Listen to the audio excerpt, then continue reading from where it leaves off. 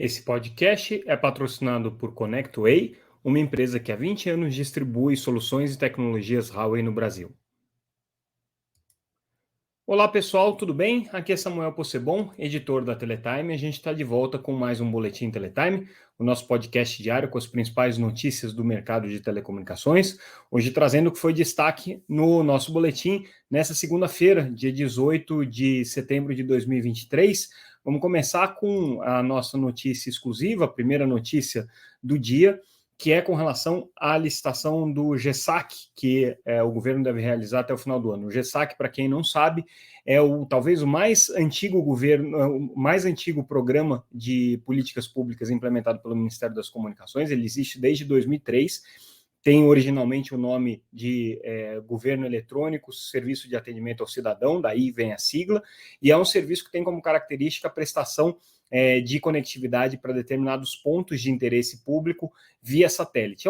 É um serviço muito importante porque foi o primeiro serviço a tratar do conceito de universalização do acesso pela internet. Desde 2003 ele tem esse propósito de conectar postos do correio, depois ele passou a ser utilizado para conectividade em escolas. No governo Bolsonaro ganhou o nome de Wi-Fi Brasil, quando ele ganhou a complementariedade do serviço de Wi-Fi, mas historicamente é um serviço prestado via satélite, já foi prestado pela Embratel, nos últimos 5 anos vem sendo prestado pela Telebrás, pela estatal Telebrás, que é a atual operadora do GESAC, né, um serviço que foi contratado em 2018 aí, pelo valor de 750 milhões de reais.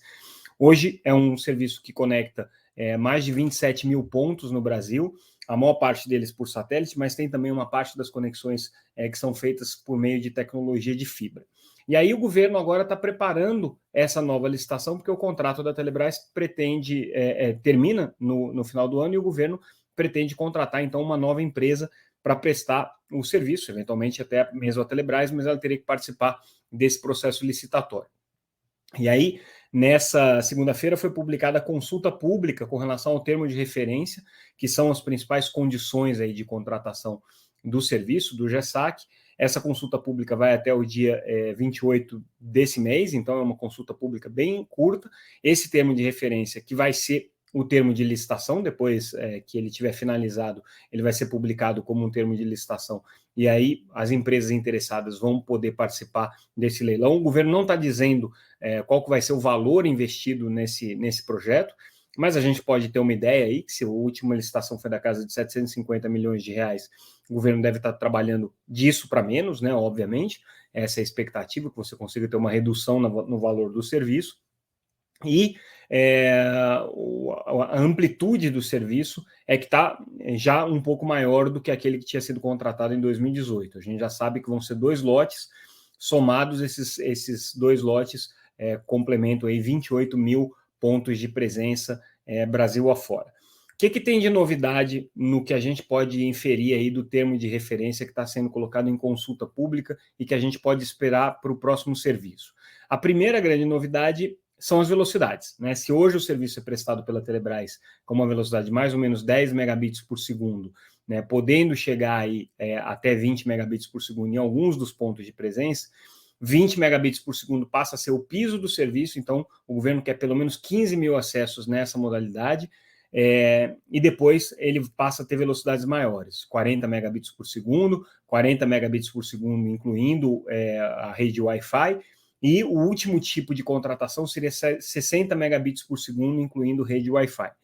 Existem franquias que estão colocadas aqui para cada uma dessas faixas exigidas, mas a novidade, talvez a surpresa aqui dessa licitação, é que ela não está restrita a uma oferta que só o Elon Musk e a Starlink teriam condições de cumprir hoje. Tá? Tinha muita expectativa com relação ao que o governo ia pedir, porque afinal de contas, quando você está falando de conectividade significativa e de conectividade em escolas, e a maior parte dos acessos do GESAC hoje conectam escolas públicas, tá? Muitas vezes essa conectividade precisa ter um nível mínimo de velocidade, então pega o padrão que o próprio governo utiliza para escolas hoje de 1 megabit por segundo por aluno, né? Já seria um limitador aí você colocar uma tecnologia por satélite. Por isso todo mundo acreditava que o governo faria uma contratação para tentar trazer uma constelação de órbita baixa, como a Starlink, que ofereceria velocidades maiores. Mas o governo não fez essa limitação, a velocidade máxima de 60 megabits por segundo pode ser atendido por qualquer tipo de constelação, mas claro, existe uma equação de custos aí de capacidade que as operadoras vão ter que avaliar, mas tecnicamente é possível. E a latência que está sendo exigida pelo governo é de 900 milissegundos, o que não é de nenhuma maneira um impeditivo para constelações, por exemplo, de órbita geoestacionária, que é o que a Telebrás utiliza hoje para prestar o serviço. Então, assim, certamente o governo teve que conciliar tanto a possibilidade de manutenção da Telebrás como prestador, né, e oferecer um edital aí que a Telebrás tivesse condições de disputar com a tecnologia que ela tem hoje, que é o SGDC, o Satélite Geoestacionário de Defesa e Comunicação, quanto também permitir a entrada aí de novos operadores para prestar esse serviço GSAC, né? Então, do ponto de vista das especificações, qualquer empresa tem condições de atender. A gente vai ter que ver com relação ao preço, né? Porque, obviamente, hoje as constelações de órbita baixa, especialmente a Starlink, conseguem fazer uma equação de custo por megabit muito mais interessante do que as constelações de órbita geoestacionária. Mas, de qualquer maneira, essa licitação é ainda, né, essa consulta pública é ainda, como o próprio nome diz, uma consulta, né, que vai antecipar o que vai ser a licitação. Então, na licitação é que a gente vai saber exatamente quais são as condições que estão sendo colocadas aqui. Mas a novidade, né, e o principal elemento é esse: o governo está hoje trabalhando com uma velocidade de conectividade aqui de 60 megabits por segundo, que de certa forma é universal. Todas as operadoras conseguem atender, pelo menos do ponto de vista técnico. A exigência é que essas operadoras tenham cobertura nacional, então, claro que existem aí algumas limitações, alguns satélites especificamente não têm ainda essa cobertura. As primeiras implementações têm que acontecer até um ano após a homologação dos resultados da licitação. Então, o que significa que constelações que ainda vão ser lançadas, que vão levar vários anos para entrar em operação, provavelmente vão ter mais dificuldade de conseguir atender esse serviço aqui. Existem algumas limitações com relação à terceirização do serviço, então a Anatel, o Ministério das Comunicações, bota no edital alguns limites para isso. Obviamente, existem todas aquelas exigências de praxe, de antecedentes tributários e fiscais. Obviamente, a empresa não pode estar com nenhum tipo de restrição na justiça, precisa estar regular junto à Anatel, ter todas as licenças necessárias, enfim, tudo isso é exigido aí. O GSAC é um programa que o governo pretende manter, né, com as mesmas características do atual. A novidade são esses pontos de Wi-Fi que estão previstos aí para determinadas quantidades, né, para fazer uma conexão que vá além da conexão de satélite, não que você provenha esse acesso de última milha também. Existem uma série de restrições com relação ao uso de dados das pessoas que se conectam à rede de Wi-Fi, o que a empresa pode utilizar, o que não pode utilizar, a condição para ela utilizar, ela tem que assistir um vídeo institucional do governo antes de poder ter o acesso liberado. Mas é uma licitação aqui que está abrindo o mercado de satélite, abrindo o GSAC para todo o mercado de satélites. No caso especificamente da Telebrás, a gente vai ter que acompanhar como é que vai ser o comportamento dela diante dessa licitação, porque a gente sabe que o SGDC atual já tem limitações de capacidade, a Telebrás já está um pouco estrangulada em determinadas regiões do Brasil, onde toda a capacidade do SGDC já está tomada pelos serviços que estão sendo prestados hoje, nas velocidades que estão sendo prestadas hoje. É difícil você fazer o remanejamento, porque isso depende muito dos feixes e dos focos que o satélite tem, dos gateways de conectividade com terra. Então, não dá para você simplesmente pegar uma região que esteja mais ociosa e passar a prestar com aquela capacidade em outra região mais densa, porque isso tudo é uma equação que envolve não só a capacidade do satélite como um todo, mas dos feixes em que ele atua e a sua cobertura em cada uma das regiões. A Telebrás ainda não tem uma visão clara se ela vai ter ou não um SGDC 2. De qualquer maneira, o planejamento e o lançamento de um satélite como esse é coisa que leva pelo menos 3 anos aí para ser executada, então mesmo que comece agora, não dá tempo já de atender o GSAC.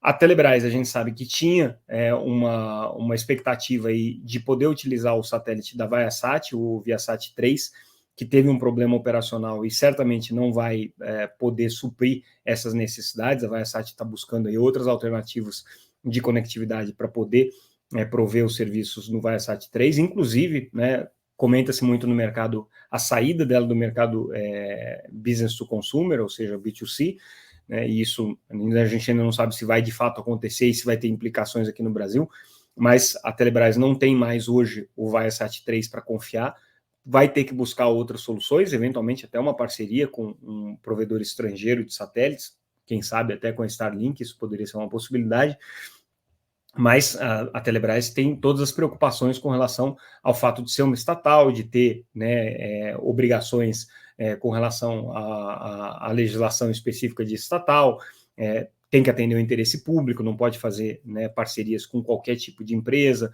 tem uma série de restrições aí que precisam ser atendidas. Mas o governo botando aí o bonde na rua com relação ao GESAC, essa contratação, que deve movimentar algumas centenas de milhões de reais e é possivelmente aí a grande contratação de governo em termos de capacidade via satélite para o ano de 2024.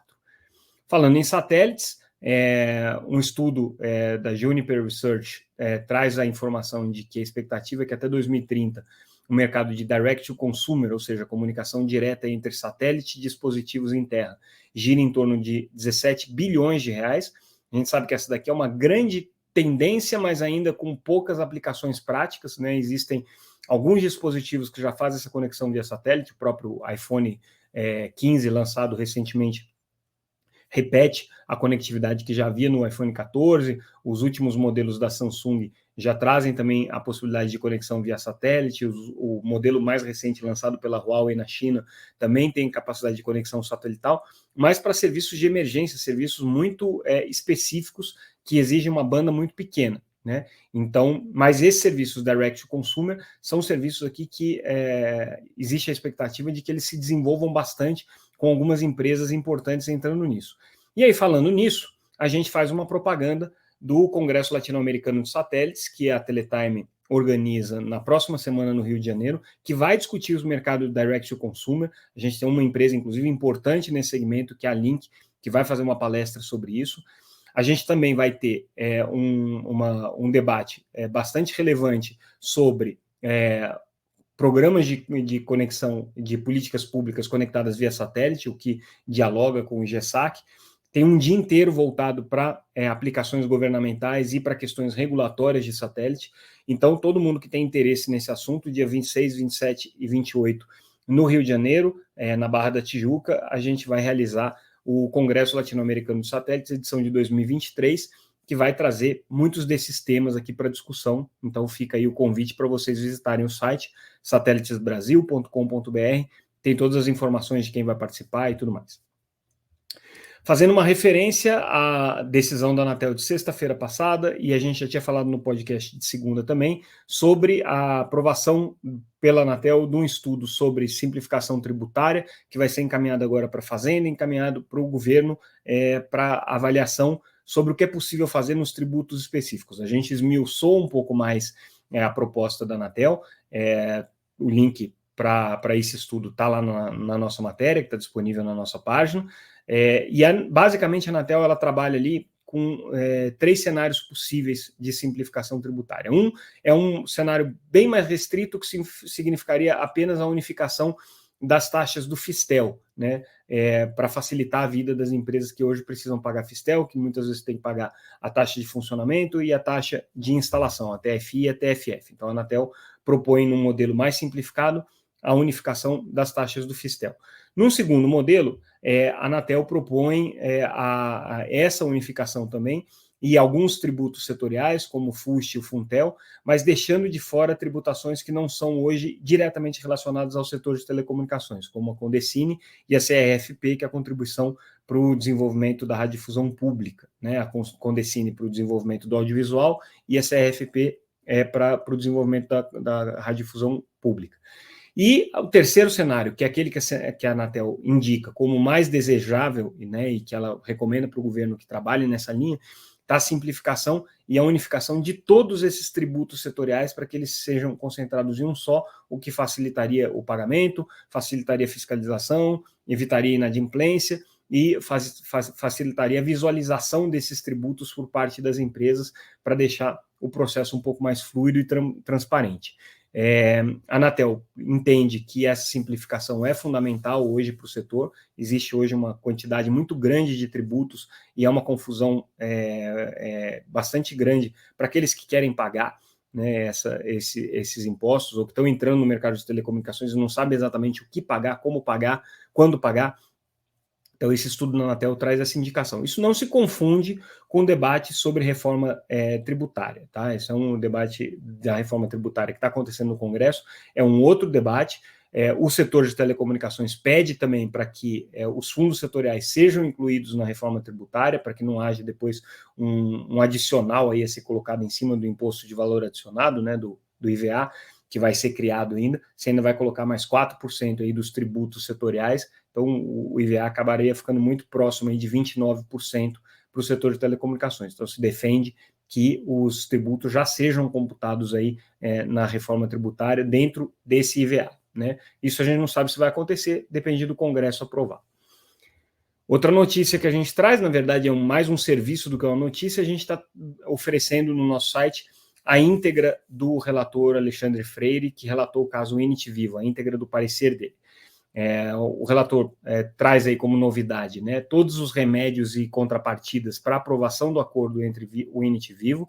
A gente sabe que em cima do voto dele, o conselheiro Moisés Moreira aprofundou um pouco a questão. O conselheiro Vicente Aquino, que ainda não apresentou seu voto, já disse que também vai no mesmo caminho, ou seja, pela aprovação com remédios e condicionantes.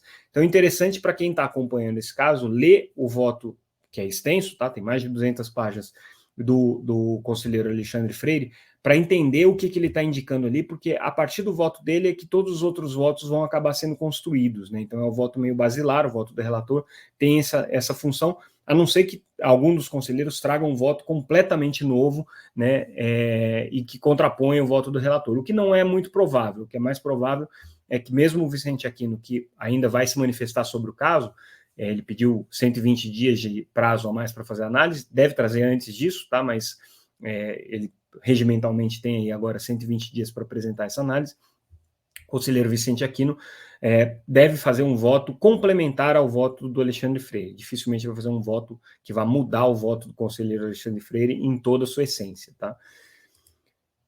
A gente tem falado muito de fair share nas últimas semanas, ou a cobrança pelo uso de rede, ou network fee, ou enfim.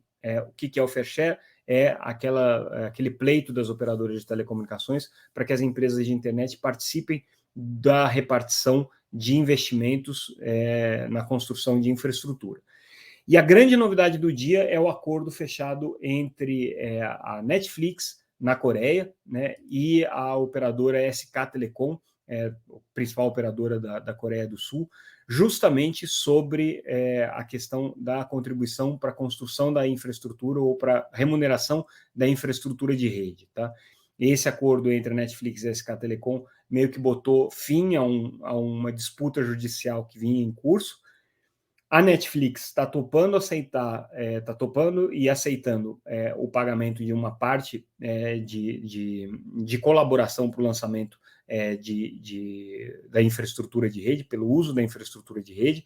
Não é uma coisa surpreendentemente alta, está se falando aí na imprensa coreana alguma coisa na casa de 30 milhões de dólares, então bem longe dos investimentos bilionários em infraestrutura de telecomunicações.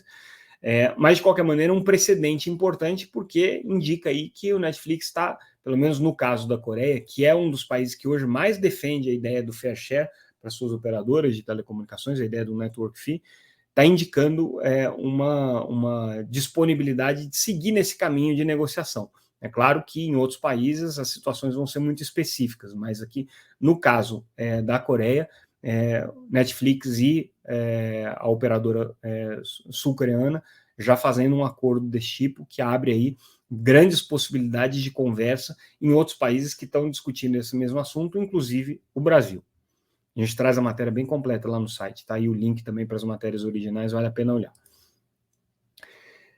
A gente também traz a notícia de que na semana passada a Anatel anunciou a anuência prévia para que a Vivo faça uma redução de capital. A Vivo está querendo reduzir em cerca de 5 bilhões de reais o capital dela em bolsa, uma medida que foi super bem vista pelos analistas de mercado, consideram que isso daí é um passo importante no sentido de qualificar a distribuição de dividendos do futuro, tornar a empresa mais rentável e mais lucrativa para os investidores que estão comprando papéis da operadora. Então, esse programa de recompra de ações aqui aprovado pela Anatel vai levar alguns anos para ser implementado, mas a Vivo tem expectativa de conseguir reduzir hoje o capital da empresa de cerca de 65 bilhões de reais, deve cair para alguma coisa na casa de 60 bilhões de reais depois desse processo de redução de capital aprovado pela Anatel. Falando ainda de mercado financeiro, outra notícia importante que a gente traz diz respeito à Alaris, uma operadora que opera principalmente no interior de São Paulo, tem aí na casa de 500 mil usuários, e a Alaris teve o seu rating rebaixado pela SP, pela Standard & Poor's. Razão para esse rebaixamento foi o alto índice de alavancagem dos papéis da empresa, hoje, da operação da empresa, né? Ela tem aí uma relação entre dívida bruta e EBITDA da casa de 5,6%, 5,6 vezes, tá? Teve um crescimento no período anterior significativo, então ela foi de 4,1 para 5,6, e aí a preocupação aqui da SP é que na iminência aí de novos pagamentos que ela vai ter que fazer em breve, tá? Ela fique com um caixa bastante afetado, porque ela tem hoje uma reserva pequena de caixa. Então, o rebaixamento foi do rating BRA+, para o rating BRA-. Tá? Essa é a situação atual aqui da Alaris, diante da análise dos investidores. E a gente fecha o nosso boletim de hoje, trazendo uma entrevista feita pelo Mobile Time com o presidente da IHS, o presidente global da IHS, que conversou com os jornalistas nessa segunda-feira, Sam Darvish. O Sam Darvish disse, né, nessa conversa, a informação mais relevante que ele trouxe são os planos de investimento em pelo menos mais 750 torres no Brasil esse ano. Tá? Essa é a expectativa dele, para chegar aí perto de 8 mil torres. Ainda não vai ser nem perto da maior, que tem cerca de 20 mil, American Tower, mas já bota IHS aí no jogo entre as grandes operadoras de torre do Brasil. Então, esses são os planos aí da IHS, foi o que ele comentou nessa entrevista. E com isso, a gente encerra o nosso boletim de hoje. Ficamos por aqui. Mais uma vez, agradeço a audiência de vocês. Convido a todos a entrarem no nosso site www.teletime.com.br, conferirem as nossas notícias na íntegra. Tem outras notícias que a gente não está destacando aqui. Também seguir a gente pelas redes sociais, sempre como @TeletimeNews. A gente encerra o nosso boletim de hoje. Amanhã tem mais. Mais uma vez, obrigado pela audiência, pessoal. Tchau, tchau.